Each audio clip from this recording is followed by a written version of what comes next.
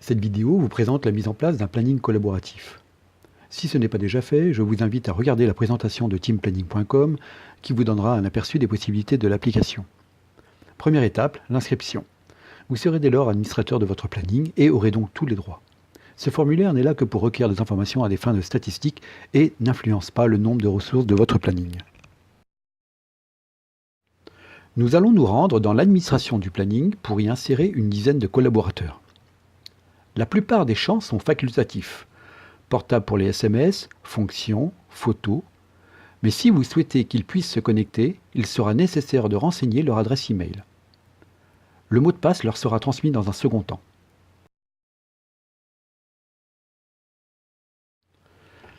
Les collaborateurs peuvent être partagés vers d'autres plannings via leur identifiant unique sur 14 chiffres, permettant par exemple de consolider plusieurs plannings vers un seul. Il est à noter que chaque planning peut comporter jusqu'à 500 collaborateurs. Nous allons maintenant créer des événements personnalisés. Congés, prévision de congés, astreintes, RTT, maladie ou même chiffre d'affaires. Nous souhaitons que les collaborateurs puissent indiquer leurs souhaits de congés qui pourront être validés ou non par leur responsable. Ces événements peuvent comporter une valeur initiale, représentant des minutes, heures, jours ou même euros dans le cadre d'un calcul du chiffre d'affaires journalier. Puis, nous allons répartir les collaborateurs en plusieurs groupes, chaque groupe pouvant représenter un service, un site géographique, une agence. Cette répartition apporte notamment la possibilité de définir une vision personnalisée de ces groupes à chacun de vos collaborateurs. Nous pouvons par exemple décider que Patrick Lepoivre ne voit que le groupe Vente et Terrain. Nous allons également insérer les ressources matérielles, véhicules, salle de réunion, vidéoprojecteur, puis y affecter un profil parmi les 6 disponibles à chacune de ces ressources.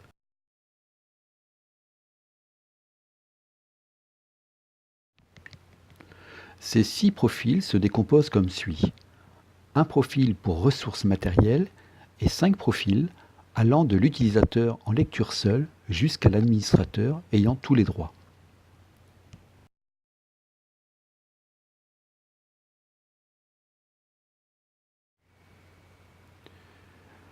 Voyons ce que donne le planning.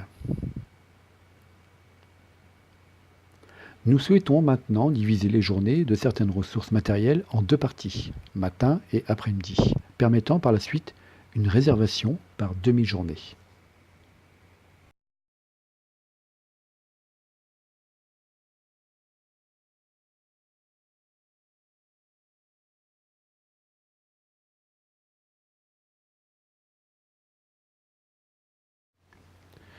Puis, nous ajoutons une ressource matérielle, information de service. Cette ligne pouvant être dédiée aux informations générales de l'entreprise, nous en profiterons pour limiter les droits de modification de cette ressource qu'aux planificateurs et administrateurs, et donnons également un nom au groupe des ressources matérielles. C'est à ce niveau que nous allons pouvoir attribuer la visibilité des groupes à chaque collaborateur. À noter que si tous les groupes sont décochés, le collaborateur ne verra uniquement que sa ligne.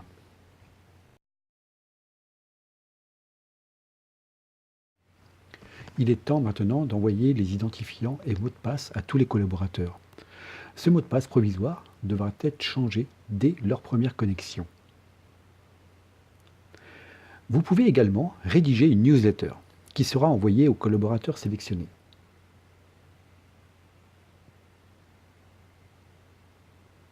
Cette newsletter peut être accompagnée d'un ou de plusieurs fichiers. Vous pouvez par ailleurs sauvegarder quelques modèles de newsletter pour réutilisation ultérieure.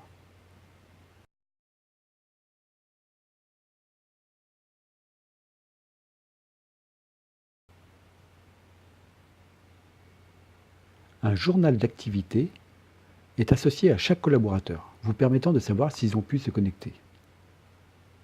Le mail des identifiants, la newsletter.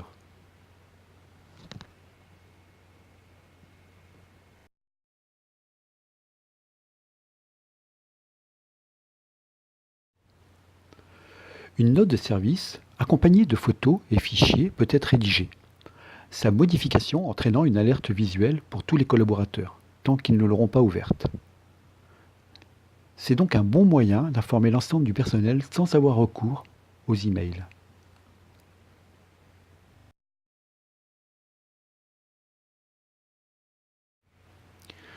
Rajoutons quelques événements. Il est maintenant temps d'alimenter notre planning.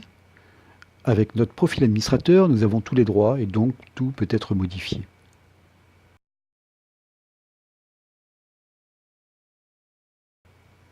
Lorsqu'un matériel est réservé, il ne peut être modifié que par un collaborateur ayant un profil supérieur. Une valeur peut être attribuée aux événements, permettant de sommer un chiffre d'affaires, des heures supplémentaires.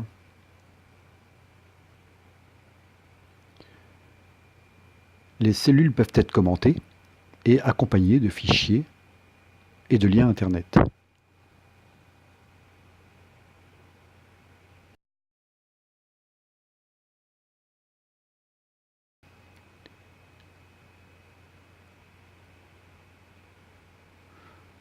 Les jours peuvent être marqués, que ce soit pour les fériés ou les événements importants de l'entreprise.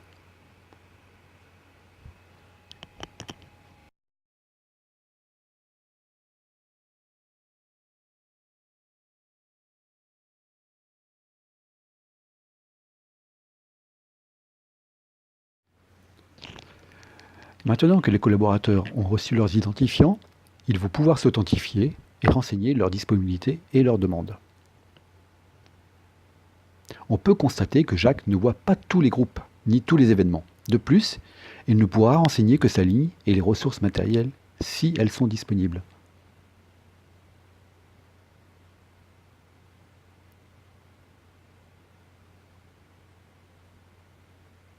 Il pourra prendre connaissance de la note de service et de ses éventuels messages.